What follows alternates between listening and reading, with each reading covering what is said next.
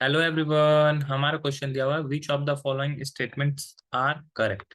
कौन सा statement correct है ये हम लोग को बताना है। ठीक है, पहला है helium has the highest first ionization enthalpy in the periodic table. दूसरा है chlorine has the less negative electron gain enthalpy than chlorine. तीसरा है mercury and bromine are liquid in room temperature in any period atomic radius of alkali metal is the highest. देखो, सबसे पहला option की बात करें तो हीलियम हीलियम होता है He। इसका इलेक्ट्रॉनिक कॉन्फ़िगरेशन होता है 1s2। एस ऑर्बिटल बहुत छोटा होता है, न्यूक्लियस के बहुत नजदीक होता है। तो यहाँ पे जो इफेक्टिव न्यूक्लियर चार्ज होगा वो बहुत ज्यादा होगा। ठीक है, अब एस ऑर्बिटल पूरा तरीका से फुलफिल है, ये अपने आउटर मोस्ट सेल में एकदम स्टेबल इलेक्ट्रॉनिक कॉन्फ़िगरेशन प्राप्त किया हुआ है। ठीक है, इसको ये नोबेल गैस भी है, तो ये क्या है, इसको ना इलेक्ट्रॉन लेने से मतलब है ना इलेक्ट्रॉन देने से मतलब है। ठीक है, ये पूरी तरह से कंप्लीट इसका है। लेकिन इसका अगर बात करें कंपैरिजन अगर नियोन से, तो ठीक है, नियोन दूसरा इसके बाद जो है दूसरा नोबेल गैस है। तो नियोन का साइज जो होता है जो हीलियम की अपेक्षा बहुत ज्यादा बड़ा होता है। ठीक है, तो नियोन का इफेक्टिव न्यूक्लियर चार्ज जो होता है वो हीलियम से थोड़ा कम हो जाता है, जिसकी वजह से आयनाइजेशन एंथैल्पी कम हो जाता है। लेकिन हीलियम का जो होता है वो साइज भी बहुत ज्यादा छोटा होता है, जिसके वजह से इसका आयनाइजेशन एंथैल्पी पीरियोडिक टेबल में सबसे ज्यादा माना जाता है।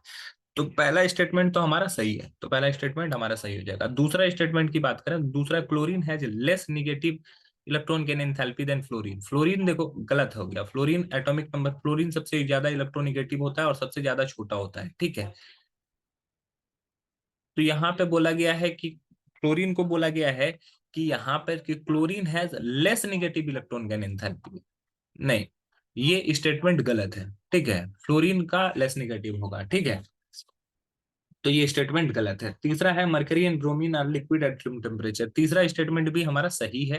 ठीक है, लिक्विड मरकरी जो होता है Hg वो रूम टेम्परेचर पर लिक्विड स्टेट में होता है, और ब्रोमीन ये नॉन मेटल है, ये एक ऐसा नॉन मेटल है जो कि रूम टेम्परेचर पर लिक्विड फॉर्म में रहता है। ठीक है, तो ये स्टेटमेंट भी सही है।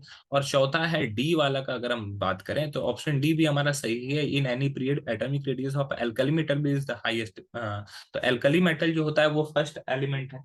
तो अगर हम लोग किसी भी पीरियड की बात करें, मान लो पीरियड थर्ड पीरियड की बात करते हैं, जिसमें कि है सोडियम, फिर है मैग्नीशियम, फिर हमारा आता है एल्यूमिनियम, सिलिकॉन, फिर फास्फोरस, सल्फर, क्लोरीन और आर्गन।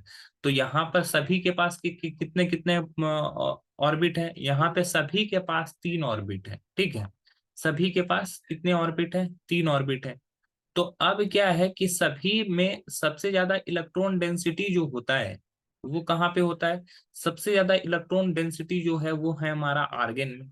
और सबसे कम इलेक्ट्रॉन डेंसिटी कहाँ है, यहाँ पर। ठीक है, तो अब यहाँ पे सबसे कम इलेक्ट्रॉन डेंसिटी है, जिसकी वजह से ये क्या होता है कि न्यूक्लियर चार्ज जो यहाँ पे लगता है वो सिर्फ एक ही इलेक्ट्रॉन को खींचना पड़ता है उसको।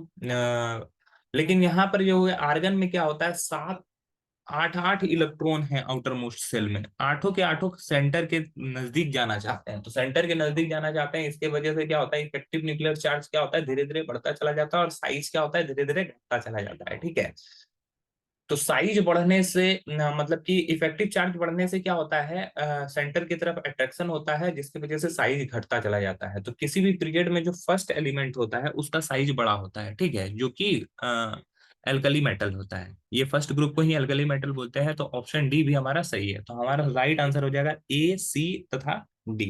आई होप ये क्वेश्चन आपको समझ में आया होगा। That's all, thank you.